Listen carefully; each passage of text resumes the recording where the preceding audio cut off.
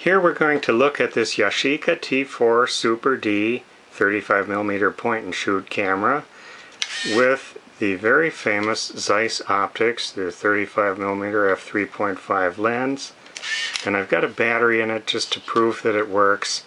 This camera has a calendar on the back that can be set, I've verified, and it goes out through the year 2019. Starts in 1994, so there's a few years left.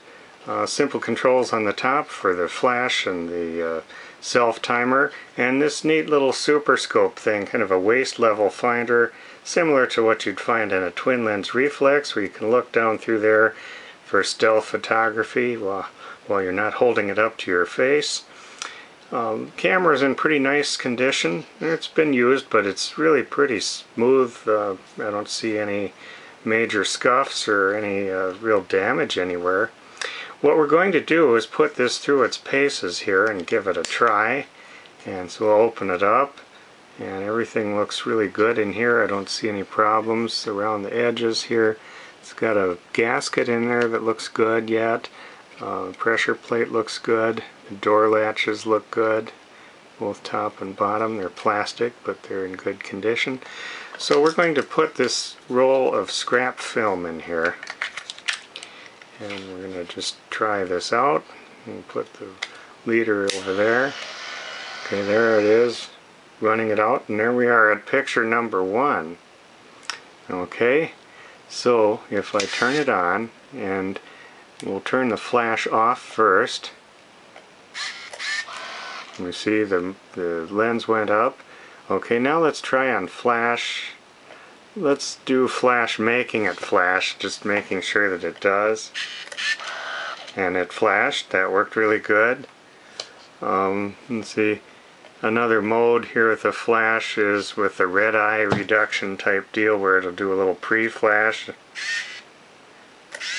Okay, and we saw that worked. And then let's shut the flash off again, and then let's start the self-timer. This is a way to take a picture and run and be in it, and if we push that, it starts counting back from 10, now it's at 8, 7, 6, and on the front here there's a little light blinking right there, and as it gets closer, it blinks faster and then takes the picture.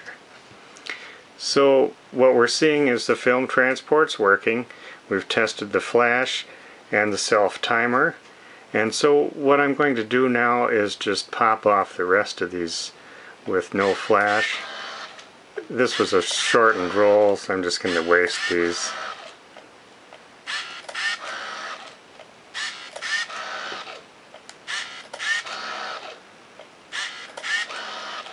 We can hear the motor winds the film quickly and the counter advances. Okay, and there we're at the end of the roll. I only had 15 exposures in there. So now it's counting backwards. 6, 5, 4, 3, 2, 1, 0. And now it should be just finishing loading it all back into the cartridge. The motor should stop. And there it did.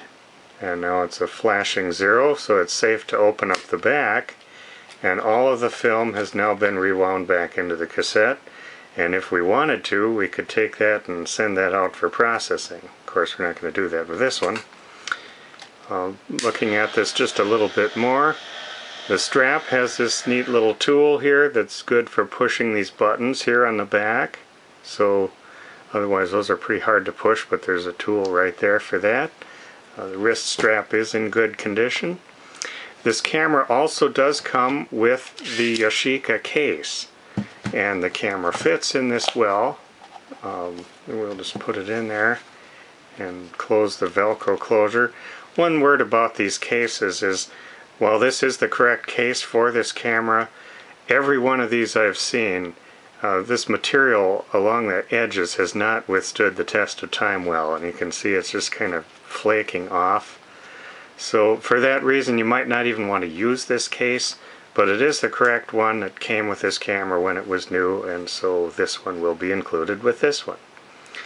So that's a quick look and a functional check of this Yashica T4 Super D.